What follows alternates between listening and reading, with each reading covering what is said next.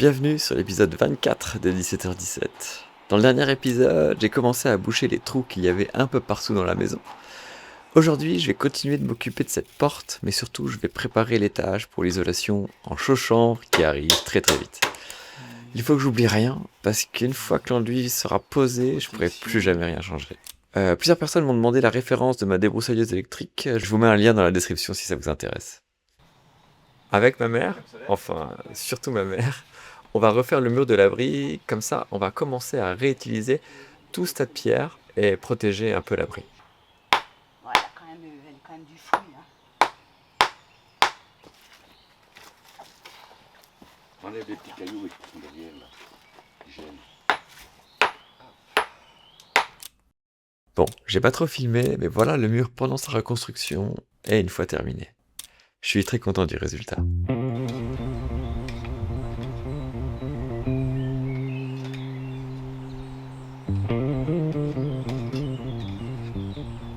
Aujourd'hui, je vais m'occuper de la porte que j'avais commencé dans le dernier épisode. Finalement, je vais complètement enduire les murs de chaux pour avoir un résultat bien plus propre et plus lisse.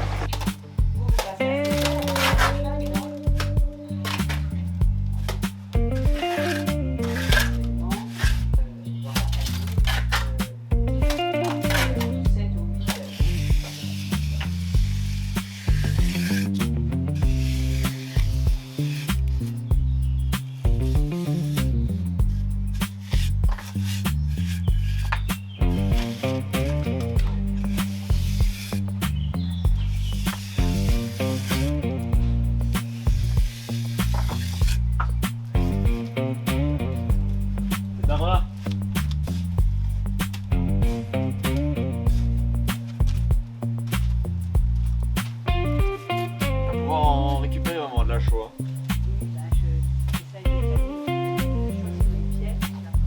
Ouais, mais les gonds, je me disais, mais là, on peut pas.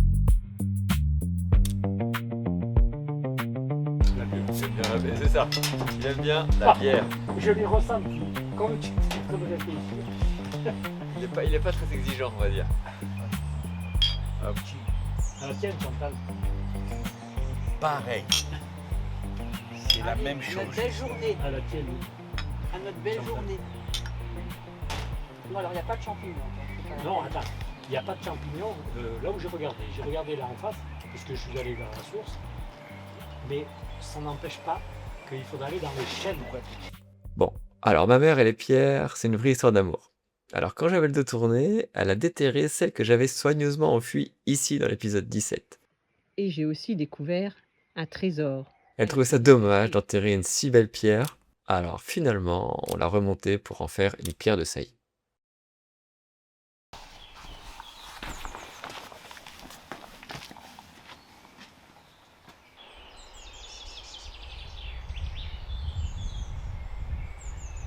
Encore une super idée de ma mère, mais ici il y a un petit bout de mur. Et maintenant qu'on a refait celui de l'abri, on se rend compte qu'il sert pas vraiment à grand chose, il prend juste de la place, et ici de la place j'en ai jamais assez. Alors on va tout démonter.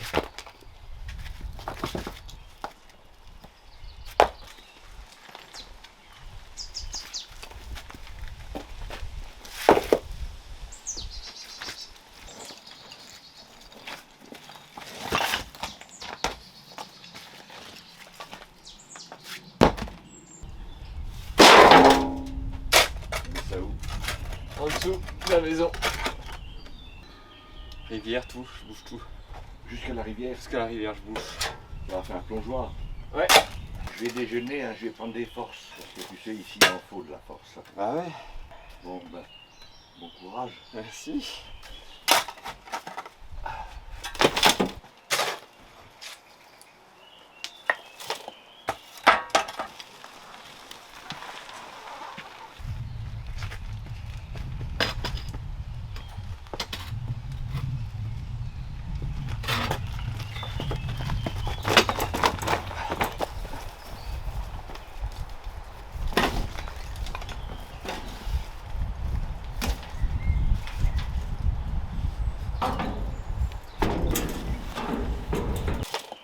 J'espérais trouver un trésor, mais juste un vieux sac de ciment fossilisé.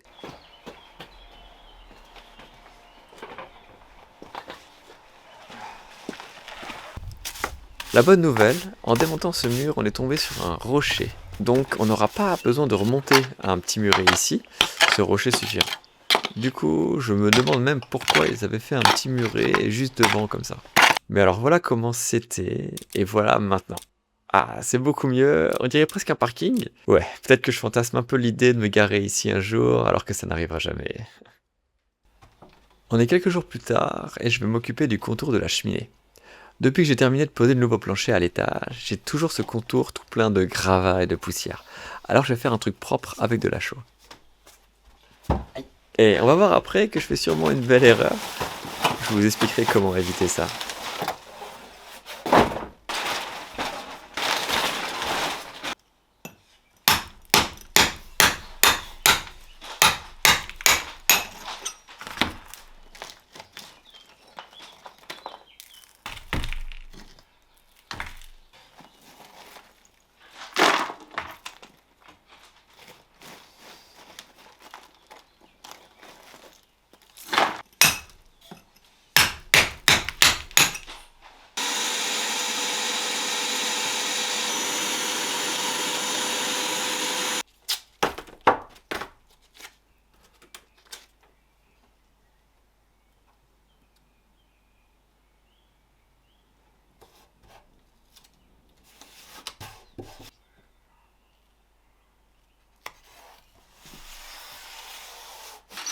Après avoir tout nettoyé, je viens combler les petits espaces entre le mur et le plancher avec des petits bouts d'OSB pour éviter d'en mettre partout en dessous.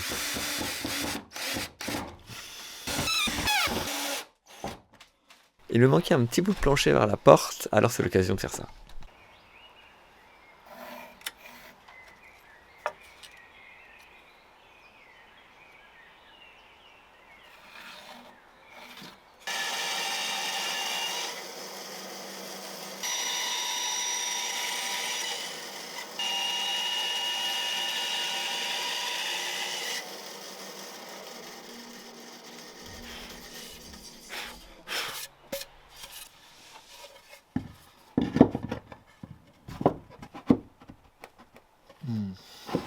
Bon, et maintenant vous le savez, ça passe jamais du premier coup, il me faut toujours 3 essais.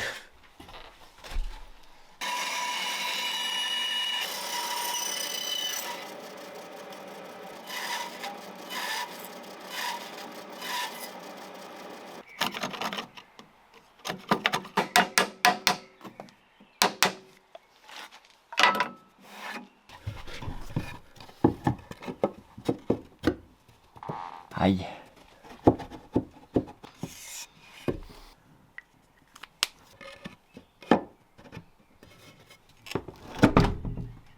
Yes. Ah merde. Si ce mot vient de m'échapper là, c'est parce que j'ai oublié de mettre de la colle avant d'emboîter ce petit morceau. Alors, normalement on colle surtout pas un plancher parce qu'il faut qu'il puisse se déformer un peu librement en fonction de l'humidité. Mais ce petit bout là, j'ai pas la place de le visser, alors il sera collé. Et c'est tout petit, ça changera rien. Voilà.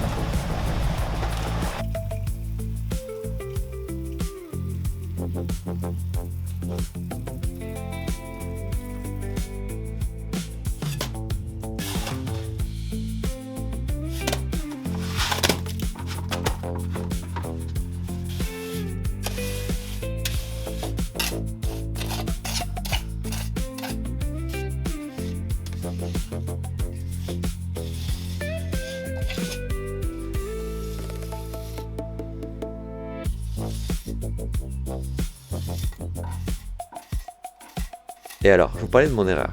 En fait, comme je disais pour la colle, le bois ça se dilate et se contracte en fonction de l'humidité. Alors que la chaux, bah ça bouge pas. Alors, j'ai peur qu'avec les mouvements du plancher, ça vienne fissurer mon contour que je viens de faire. Ça s'est même déjà un petit peu fissuré à certains endroits, mais ça c'est sûrement dû à la chaleur. C'est la canicule, il fait trop chaud, et quand ça sèche vite, trop vite, ça peut fissurer. Et alors, pour éviter ça, j'aurais dû mettre de la bande résiliente entre le plancher et la chaux pour qu'elle absorbe les mouvements du bois. Bref, j'apprends, je viendrai peindre cette partie-là avec du lait de chaux pour cacher ces fissures plus tard. Et s'il faut refaire, ben je referai. Comme je le disais dans le tout premier épisode, je suis motion designer en freelance. Et ça implique pas mal d'administratif et bien sûr des factures. Et en France, la facturation électronique devient obligatoire en septembre 2026. Alors je suis très content de vous présenter le sponsor de cette vidéo que vous connaissez sûrement déjà. Pour ma facturation, j'utilise l'application Odoo. Odoo, c'est une plateforme de gestion tout en un regroupant plus de 45 applications pour gérer son activité, dont notamment une application de facturation. Odoo est d'ailleurs une plateforme agréée, donc vous serez déjà prêt pour septembre 2026. Concrètement, pour créer une facture, c'est très simple. Je choisis le client, j'ajoute la prestation ou les produits, je mets à jour les quantités, je choisis la date de facturation, la date d'échéance ou les conditions de paiement. Puis je peux l'envoyer directement depuis l'appli. Et tout est regroupé au même endroit, les emails, les notes, les éventuelles relances et toutes les activités liées au client. Ça évite de chercher entre les mails, ses fichiers, ses tableaux Excel et ses différents dossiers. Il y a aussi tout le suivi des paiements. On voit clairement les factures payées, celles qui sont en attente et celles qui arrivent à échéance. Les clients peuvent accéder à un portail pour régler leurs factures avec différents moyens de paiement comme Stripe, PayPal, Hayden, Worldline et bien d'autres. On peut même connecter sa banque pour automatiser une partie du suivi. Donc que vous soyez indépendant ou que vous gériez une petite entreprise, ça permet d'avoir une vision beaucoup plus claire de ce qui a été payé, de ce qui reste à encaisser et des factures qu'il faut éventuellement relancer. Sur Odoo, la première application est gratuite à vie, hébergement et support illimité. Donc si vous voulez essayer l'application facturation, je vous mets le lien en description. Merci encore une fois à Odoo de m'aider pour la rénovation.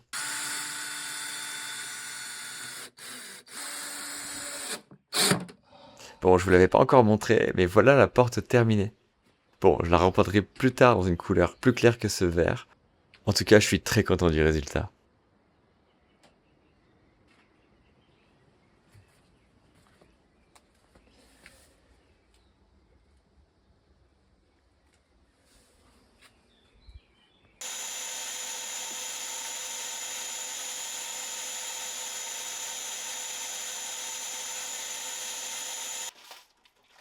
Pour continuer de préparer l'étage avant l'isolation, je viens nettoyer les murs.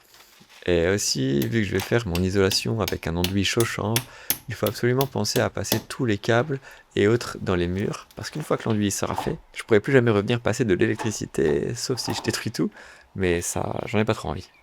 Là, j'écris tout ce que je dois pas oublier. Protection. Plancher plus fenêtre.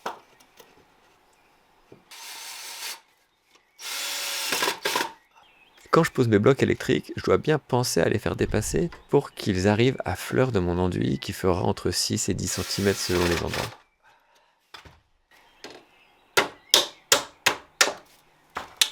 Hop là.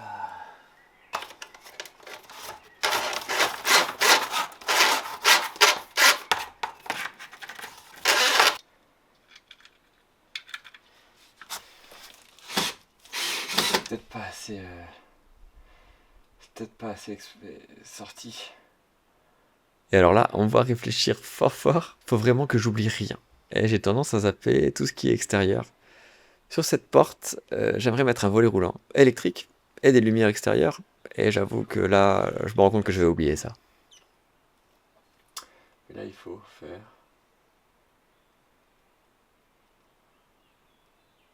Ah oui. Hop. Bon, il faut que j'aille chercher du sable. Je vais en profiter pour faire un petit tour à la déchetterie.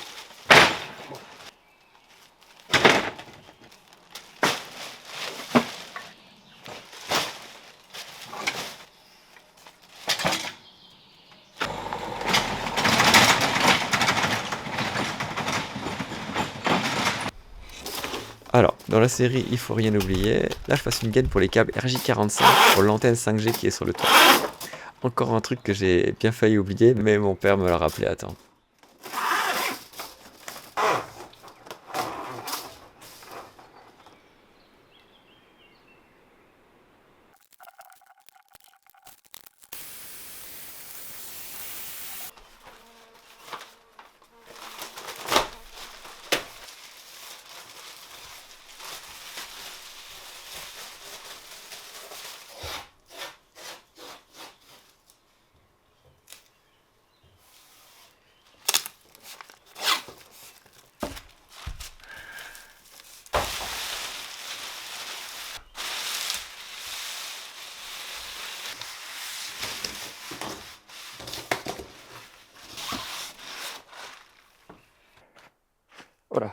Alors, pour ceux qui se demandent, le potager, il pousse un max. Franchement, je suis surpris. C'est la première fois que j'ai un potager en même temps, donc je découvre un peu. Mon voisin m'a donné 2 courges, des butternuts, je crois. Et il faut que je les arrose parce que là, on est en semaine de canicule. Il n'a pas plu depuis genre une semaine et ils n'annoncent pas de pluie avant au moins une semaine. Donc les patates, elles s'en remettront toutes seules. Mais les courges, je préfère les arroser. Elles en ont besoin.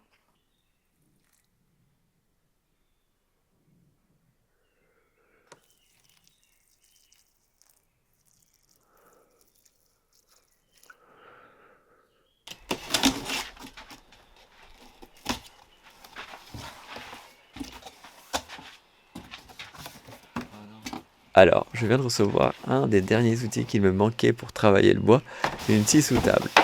Ça coûte un peu cher, mais ça va beaucoup m'aider.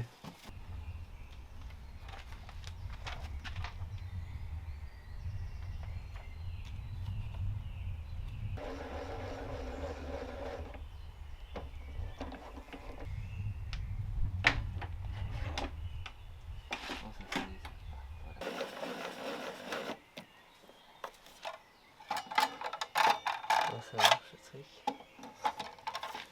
Je comprends pas. Ah, si je comprends.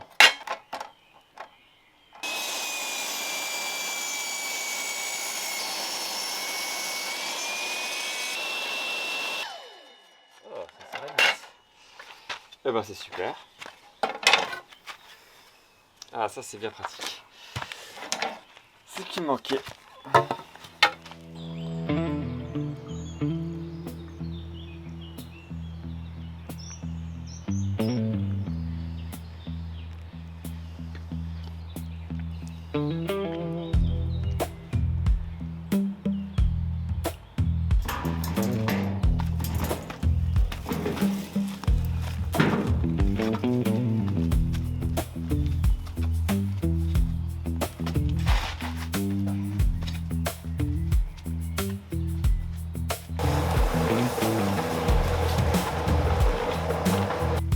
Là, je vais faire ce qu'on appelle un gopti. C'est juste un mélange de chaux et de sable un peu plus liquide que d'habitude, que je vais projeter sur les murs pour que mon enduit accroche bien.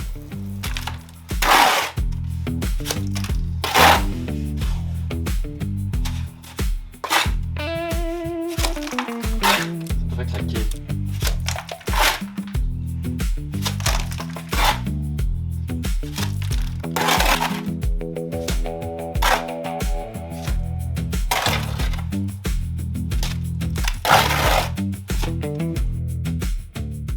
Alors j'ai fait ça pendant la canicule, et même si c'est plus agréable ici qu'en ville, la température idéale pour la chaux, c'est entre 7 degrés et 25 degrés. Et là il fait 28 degrés à l'intérieur, alors je vais attendre un peu pour faire le reste. Si je fais ça quand il fait trop chaud, ça sèche trop vite, et ça accroche moins bien aux pierres.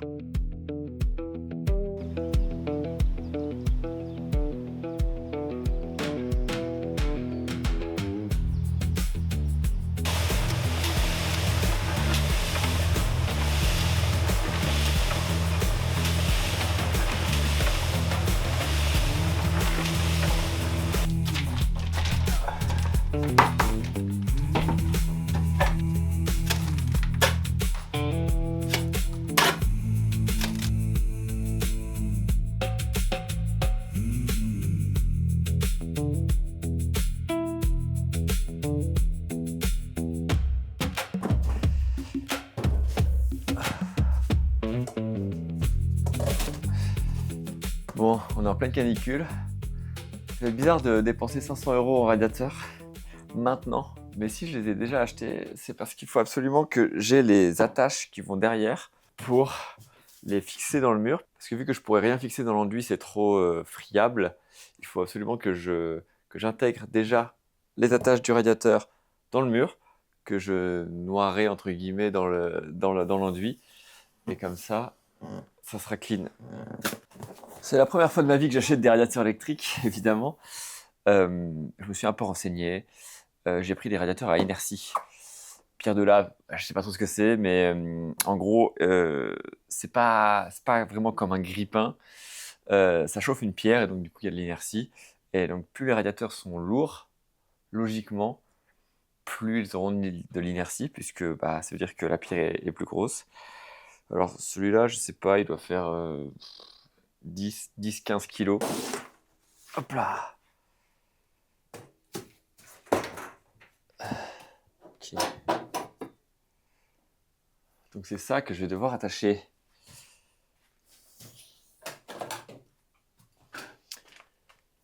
Ici, droit, si possible.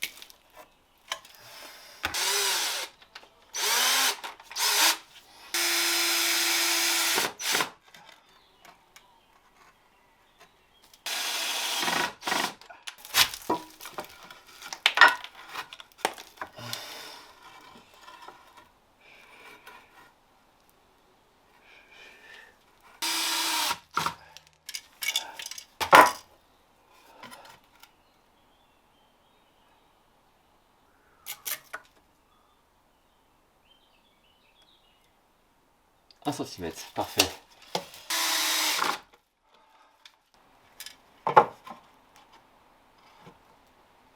Parfait. Parfait.